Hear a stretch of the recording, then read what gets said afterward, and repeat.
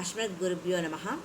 ఆరోగ్య చిట్కాల్లో ఒకటైనది చప్పట్ల యోగాసనం. ఇలా చప్పట్లు కొట్టడం వల్ల ఏమి మనకు ఆరోగ్యముని ప్రయోజనము తెలుసుకుందాం. ఆరోగ్యము మహాభాగ్యం. దృఢమైన ఆరోగ్యవంతమైన శరీరం ఒక మహా సామ్రాజ్యం. అయితే ఎంత జాగ్రత్తగా అన్నా మనుషులు అనారోగ్యాలకు గురి కాకుండా ఉండరు. వ్యాధి పెద్దదైనా చిన్నదైనా మందులు సేవించక డాక్టర్ల చుట్టూ తిరగక ఎవరికి తప్పడం లేదు. రోగులు గిలగిలలే డాక్టర్లకు కళకళలు అన్నట్లు ఆసుపత్రుల్లో నరసింహములు వెలిగిపోతున్నాయి. సంవత్సరం పొడవునా ఏదో ఒక వ్యాధి పీడిస్తూనే ఉండటంతో ఆసుపత్రుల చుట్టూ ప్రదక్షిణం చేయటం తప్పడం లేదు. దాంతో డాక్టర్లకు మందులకు గిరాకీ పెరిగిపోయినది. వైద్య రంగంలో వినూత్నమైన మార్పులు వస్తూ ఉన్నాయి. శాస్త్రజ్ఞుల పరిశోధన వల్ల మొండి వ్యాధుల పనికట్టే చికిత్సలు మందులు రూపొందుతున్నాయి. వైద్య పద్ధతుల ద్వారానే కాక సంగీతంలో కొన్ని రోగాలు నయం చేయవచ్చని శాస్త్రజ్ఞులు అంటున్నారు. సంగీతం దాకా ఎందుకండి, రోజు కొంతసేపు నవ్వటం ద్వారా సలక్షణంగా ఆరోగ్యాన్ని కాపాడుకోవచ్చు అని కూడా అంటున్నారు. అవన్నీ కూడా కష్టమండి. నవ్వడం కూడా మనకు మూడు ఉన్నప్పుడే కదా వస్తుంది అంటారు. సంగీతం పాడాలంటే గాత్రం బాగుండాలి, నవ్వాలంటే మన మనసులో సంతోషం అనేది ఏర్పడాలి, భావన. అవి కూడా కష్టం. కాబట్టి ఇంకా సులభమైన పద్ధతి ఏమంటే రెండు చేతులు కలిపి కాసేపు చప్పట్లు కొట్టండి.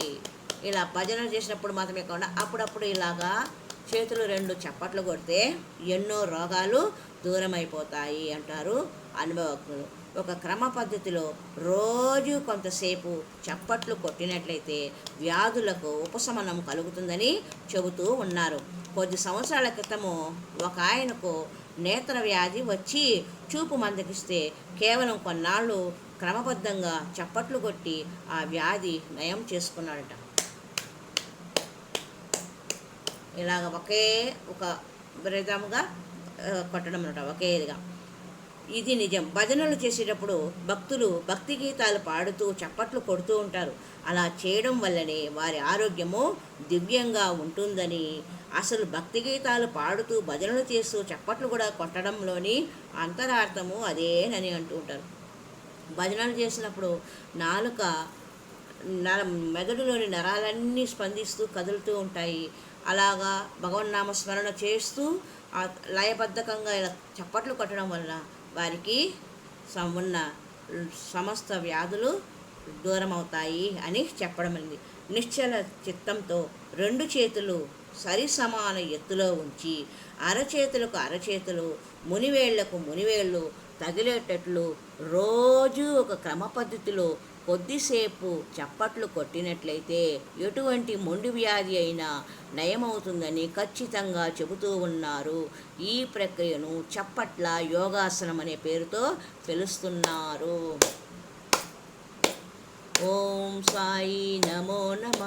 శ్రీ సాయి నమో నమ. జై జై సాయి నమో నమ. సద్గురు సాయి నమో నమ. ఓం సాయి నమో నమ. శ్రీ సాయి నమో నమ. జై జై సాయి నమో నమ. సద్గురు సాయి నమో నమ. ఇది చప్పట్ల యోగాసనం. ఈ ప్రక్రియను చప్పట్ల యోగాసనం అనే పేరుతో పిలుస్తున్నారు. చప్పట్ల యోగాసనం ఫలితాల గురించి శాస్త్రీయమైన పద్ధతిలో పరిశోధనలు జరగకపోయినా అనేక మంది ఈ పద్ధతిని అనుసరిస్తున్నారు. రోజు కొంతసేపు చప్పట్లు కొట్టడం వల్ల తమ ఆరోగ్యము మెరుగుపడింది అంటున్నారు. అవునండి, వయసైన కాలంలో వారికి తప్పకుండా ఇది అనుభవంలోకి వచ్చింది ప్రతి ఒక్కరికి.